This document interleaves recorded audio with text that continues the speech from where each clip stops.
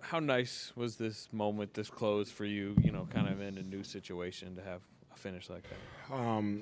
It was nice. It was nice to be a part of that, and you know, Steph hitting that shot to force overtime, and for us to find a way to win the game, it feels really good. How about that part of it? The Steph aspect and just being on the Warriors. How unique is the feel of being out there in that type of environment with them? Yeah, I mean it's.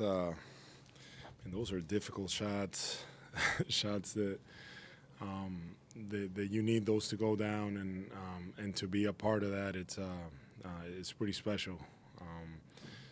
Playing these type of games, it's a great team, one of the best teams in our league, and for us to be able to find a way to win that's pretty special. Al, you talked a lot about you picked this position, this team, because you knew they had a chance to play special games. You obviously played against them. And when you're in the middle of it, you're seeing Steph do that, Jimmy do that, you're hitting a three. At any point you're going, yeah, this is why I'm here, this is why I picked this situation? Yeah, I mean, it's, I'm fortunate to be in this position. And yeah, and for these moments, it's what you play for, and understanding that, that we still have a long ways to go. But to be able to come here and take, Denver was great tonight. Aaron Gordon was great, and everything they were doing to take their best shot and still be there and manage to get it to overtime, and be a part of this game. It's what I'm excited to be here for. Al, your first official game here as a Warrior with this home crowd. Just what do you think of the environment, especially late in regulation and into overtime? Yeah, energy was great. Fans were really into it and helping us. Just a very, very fun atmosphere, and different guys coming in and contributing. And we talked about the Steph shots, but then Jimmy hits that big three from the top of the key, and that was also a special play. But just in general, all the guys coming in and we're trying to do our part, and just a lot of fun to be a part of that.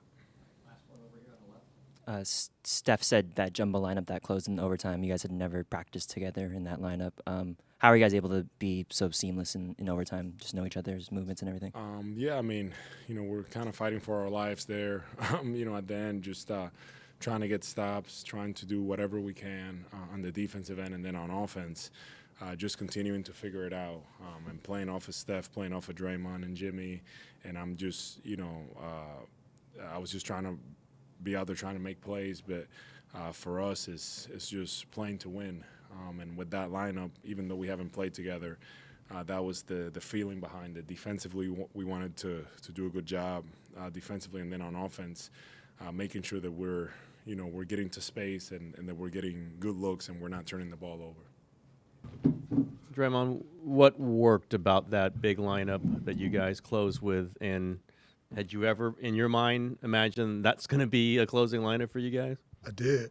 I did think that was a possibility to be a closing lineup or a starting lineup or a middle of the game lineup. But I think what worked, we had proper spacing. We were able to get a lot of stops. We switched a lot, kept bodies on bodies. And then that group was really able to come up with the rebounds. So down the stretch, they had one shot. If they didn't make it, we were off to the races. So I think defensively it was really good for us. And then everybody just found the proper spacing to allow us to make the plays. And, we made the plays down the stretch, and obviously Steph was incredible. Jimmy made a couple huge plays down the stretch, including the shot. Al, big shot. J.K. was hawking Murray still, so that steal and finish he came up with was great. So we had, we was able to put it all together there at the end with that group. Draymond, Steph was pretty emotional. He missed that three, and he was encouraging the crowd to get going. He says, I don't like to shoot free throws with the crowd quiet. What kind of player is he that he can just kind of rise to the occasion and the fans can fuel him like they did tonight? I mean, he's obviously does it himself, but the fans too. Yeah, he loved the moment. That's just who he's been since I've known him. The bigger the moment, the more he rises. He's this quiet guy. We all know Steph, like, right, how he is. But he loved the show. I think, and so anytime it's a show to be put on, he's going to do it. And, he did that tonight in a major way. Draymond over here. You and Steph have been together for Look at over you. a decade. The hell you been? What's up? Wow, good to see you. Now, if you can remember my name, then I'll really be Nate. impressed. All right. All right, like am I an idiot? You guys just think I'm dumb. It's crazy. You want a last name too, Duncan? Huh? That's right. All right. You and Steph have been together for over a decade. Jamal Murray and Jokic have been together for that long. Al and Butler are great, great vets as well. Can you tell me about what it was like, just the mental side of the game in crunch time with all that experience on the floor? Yeah, I think just having that much experience, you just kind of know what to do, and there's no panic. I think that's the most important part. You get down those last few minutes of the game or in overtime, a lot of times people get sped up, and oftentimes that's due to the pressure, and lack of experience, and, we don't lack that at all. And so everybody, with the familiarity of being in those moments, we knew exactly what we needed to get to. And, that's why you want experience and on your team for moments like that. Moments nobody was unfamiliar to the moment for us, and I think that was as big as anything. So we were locked in, able to make the plays we needed to make. But the experience in moments like that helps a ton. 50 points and 10 threes for Aaron Gordon. You played him in the playoffs a few years ago. How have you seen his game and particularly his shot change? He's improved a ton. I've known AG for a long time now. I used to have grind week, and I used to do grind week here in Oakland, or not here, but in Oakland. He was young. He used to come every year, and you just watch him improve and improve. He got to Denver, and he was the missing piece to a championship. When they got him, it kind of solidified all of their lineups. To his credit, he's continued to work, continued to get better and better and better. Like you said, 50 points tonight, 10 for 11 from three. Like they weren't just like spot up threes either. Like he had a couple of them off the dribble, a couple of them like people pinning in for him. They were all different threes, and he was knocking them down. But I'm not sure if he shot 40% last year, but he was shooting the mess out of it for quite a while in the season. So the improvement is consistent.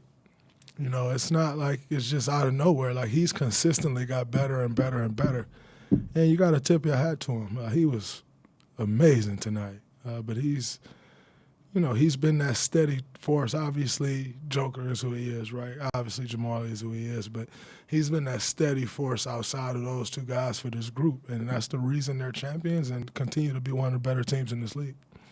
Steph said that down the stretch and in overtime, you guys weren't really – nobody was calling any plays. It was just – you're just kind of making it up as you go. How unusual is that just for you guys and for in the NBA to – It's not very unusual for us. We hardly ever call stuff in my career. Steve usually calls something, but we just go. And, again, just going back to the experience, right? Like we didn't need to call anything. We kind of just played off each other. You saw the matchup we wanted, get to that, get to space, and then let the next guy make the play. We have 5 guys on the court that can make a play. And so somebody's open, you move the ball and allow that guy to make the next play. And that's what we did. I don't think you get to that point in the game, you got to let your greats be great. And we got the ball to Steph, we got the ball to Jimmy, and they made plays over and over again. So, and they did the same thing, right? Like they got the ball to AG, they got the ball to Joker, they got the ball to Jamal. And we were able to get a couple stops that we needed, but nobody's calling a bunch of plays right there. You get the ball in the hands of your better players, and they're going to take you home. Draymond, you're obviously very aware of what's going on around the league, and for talking about today's news on the gambling, and for many years, the league and all sports leagues distanced themselves from gambling. How inevitable do you think something like this was, given the partnerships with gambling companies, and What was sort of your reaction to the news today? My reaction to the news, I was shocked. I woke up to that news, and I overslept for shoot-around. So when I woke up, I couldn't really check in on it because I was trying to get here. And, I got here, and they're like, man, you see everything that happened? Like, not quite. Like, I only knew about Terry. But, I think when, you take a look, like, the business is the business. I'm not going to sit here and condemn the league for partnering with gambling sports betting companies. Like, the business is the business. And, it is what it is. I think, I wish everybody well.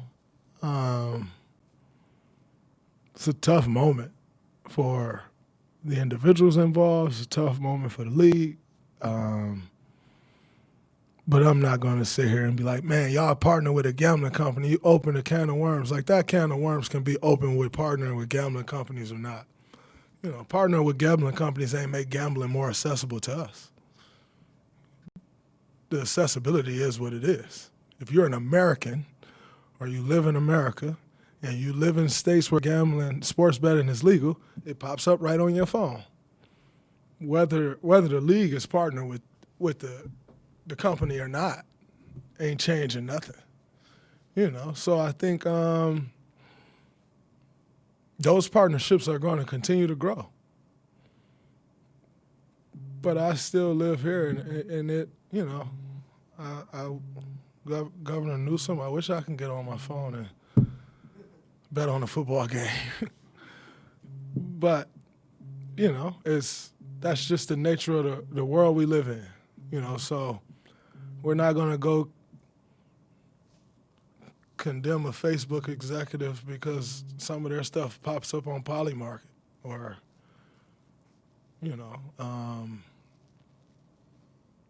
any of those, So I'm not going to sit here and, our league has done an incredible job of growing this game. Partnerships come when you grow the game. And for all of us, from ownership to players, it grows the pot. And I haven't heard anyone complain about the pot growing. So I'm not going to sit here and act like the league the league been partnered with Bud Light forever. They ain't start me to drinking beer, So, it's unfortunate for the guys involved. I'm praying for them and wish them well. But sports betting is going to be around. And, the partnerships will keep happening as they should. But the accessibility is the accessibility. And the Golden State Warriors is sponsored by Mercedes-Benz. I don't have a Mercedes-Benz. I got a nice Kia deal, which has been absolutely incredible to me. But my point, there's that, right? Like, well, that's certainly part of my question. I guess the accessibility's changed too over these, right? Yeah. Back to what it was like earlier. And it's going to keep changing. Like, more and more states is going to become legal, So that's not going away. If anything, it's going to go further in the direction that it's already headed. And so I don't think any of it is, man, the league start taking the spot. I don't think so. I think sometimes people get in unfortunate situations, and everyone makes decisions. I'm not saying that those people made the decisions. I don't know. I'm not getting off into that. But I just know that those partnerships are going to keep growing as they should.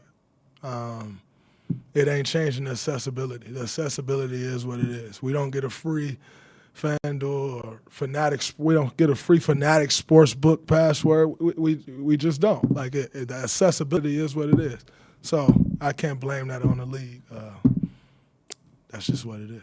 Steph, I know it's very early, but to be 2-0 to get through this one and the way you guys did, how are you feeling about this start? There's 80 games left, so you kind of understand you don't want to get too ahead of yourself, but building blocks on an understanding of how to win, the selflessness of a team that can have 8 or 9 guys in a closing lineup, realistically. I was telling somebody.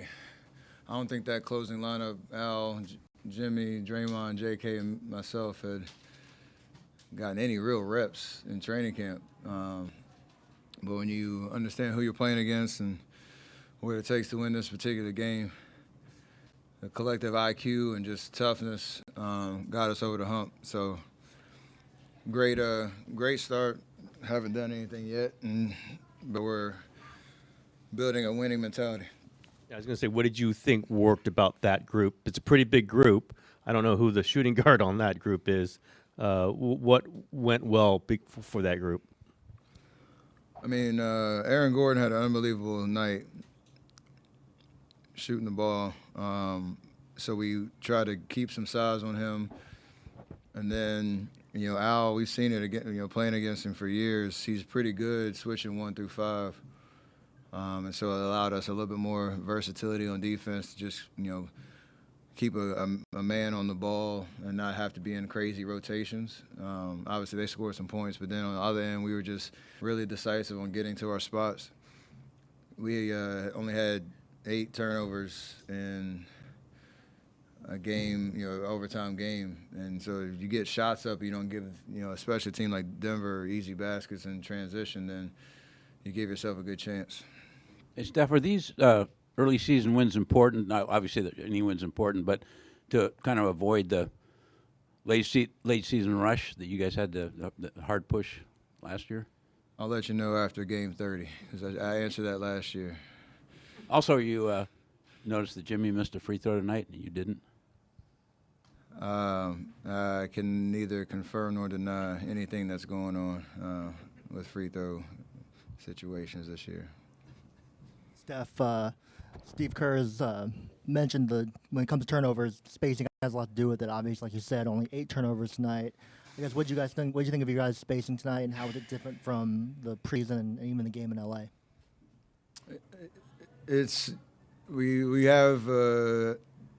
We've been working on an identity offensively that no matter where you're at on the floor, you kind of have actions that you can go to, and we have patterns that we're developing. Al hit some 2 big threes, I think, in the second half, maybe in the fourth quarter in overtime, where he's spacing the corner. We get a drive down the lane, JK following the help to the basket. You got to pick your poison on that. And so as long as we are, like you said, organized and decisive and not in a rush, then we have options all over the floor. So it's nice to play that way. When it's not really choreographed, it's just patterns that you rely on. Gordon hits that 3 late in regulation to go up 3. Are you going into that next possession just, thinking first, moment that you get space, you're firing up the 3, or how did that kind of develop? I missed that layup, and then we were up 1. No. He hit the 3 to go. I think it was 120, 117. And then you hit the deep one to tie it. Oh, we were up 1. I missed, and he hit a 3, and then went up. No, you're right. It was tied. So our pick and roll was just trying to get them to either get 2 on the ball, and then I could either get the pocket pass or get around. And that one I was able to kind of do a little snake, and I saw just a little bit of daylight. Again, decisiveness, no second guessing what you're doing, just trying to get a clean look. Thankfully went in, and then that last one was just good chemistry between me and Draymond. What did you think about Gordon's night? It was ridiculous. And whatever he did this summer, it worked. Will Richard played some big minutes tonight. Steve Kerr said it's a show-me kind of league. What has he been able to show so early on into the season? There's something about, winning players at whatever level. He's a champion for a reason down there in Florida. We saw with LJ in the preseason, guys who played some significant high-stakes basketball in college. Like, that still matters. I know the league has gotten younger in the draft, but when you find a guy like that just understands basketball, he sees the game really well. He's fearless. The lights aren't too bright for him, so he knows he's got a lot of growth ahead of him. But for him to make his presence felt like that jump ball, 50-50 ball, come down, hit a 3, start talking, rebounds he got. Like, all that stuff matters because it lifts the whole group. So it's pretty special to watch him, in preseason and these last 2 games do his thing. Steph, you got fouled on that 3, and when you get up, you summon the crowd, and they really responded. How much do you just feed off of this home crowd here in your 17th season? Some people like a little quiet at the free throw line. I don't like that. When a foul happens, it kind of gets a little dead, and you time and score, like, that was a cool moment. So needed that energy to finish the game. I mean, do you consider yourself a showman, and just in terms of like playing in front of the home crowd and putting on a show for Chase? I just like to have fun, no matter what the situation is. So, yeah, absolutely. Absolutely. Steph, I guess even at your more advanced age, you're still considered the babyface assassin. What did it mean to you to see Aaron Gordon have basically the game of his life? He scores 50 points on opening night for them, and they still don't win the game. He played his out of his mind. I'm sure, when you're in that kind of zone, I don't know how he talk about it. He probably expects it just because of the work he put in over the summer. But for a championship-type team like they are, a team that has a lot of continuity from year to year, and then you have a guy like that play the way he did, and for us to still win, like, that says a lot about where we're at right now. But it also says we got a lot of work to do to, keep doubling down on just finding a way to win no matter what the situation is. It's kind of like a playoff-type vibe where somebody has an out-of-body experience and you dig deep and, steal one pretty much. And that says a lot about what we're trying to do. Hey, Steph, you're an important face of the league. How concerned are you about what happened today and just how it might impact the NBA's integrity?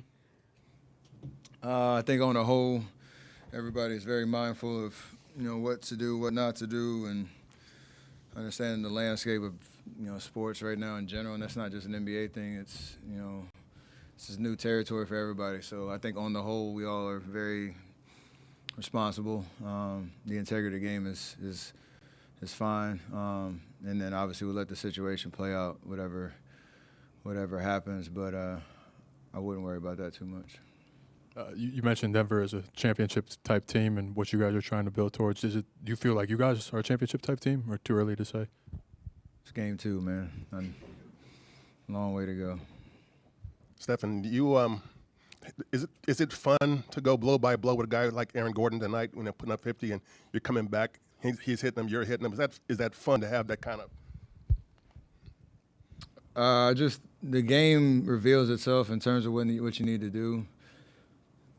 At the end of the day, he was going crazy in the first half, kept it going, and then down the stretch, like, it was, again, decisiveness, just trying to figure out how to get the best shot on every possession. I don't necessarily look at it as, a one-on-one type back-and-forth battle, but so the game called for us to kind of abandon any, fancy play calls and just get to spots where we could try to pick them apart. And, I was able to finish a lot of the possessions just because that's the way the game went. So talent like that and a game like that rises the level of the whole arena, on both sides. So you kind of feel that for sure. How cool was it, you ending regulation and then going into overtime, that stretch that you had, but for Jimmy to kind of have the dagger and for you to pull out kind of the night-night celebration for him? How was that moment to have with him? It's just team basketball, man. Like, the reason he got that shot was because we had kind of been really methodical, possession after possession, and they ran out of stuff to guard, and, him taking that shot was huge. And Draymond last year when we played Minnesota, he pulled the signature move out. I thought Jimmy was going to do it. He left me on an island. But I appreciated the moment because he knows what it means to close out a game too. Steph, you talked a little bit earlier about that closing lineup with Al in there. How important will that be in the long run over the season to have that option of closing, adding a guy who's 6'9" and can shoot threes and guard a guy like Jokic? It seems like that gives you guys flexibility you haven't had in the past. That was the vision the whole time. We've played against him. We understand what he did in Boston, Atlanta, everywhere he's been.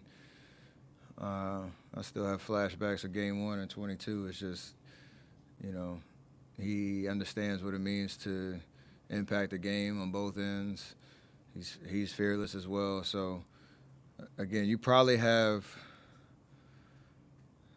7, 8 guys that you could theoretically finish a game with on our team. And it just depends on what the game calls for. And I think he understands on a night-to-night basis to be ready for whatever. And he's seen it all, so you don't really have to prepare him too much for, you know, the unpredictability of it all. He just knows and sees the game so well. Again, we didn't really have a play call down the stretch. It was just get to your spots, figure it out, make the right play, knock down a shot, talk on defense, do what you need to do, and he's really good at that.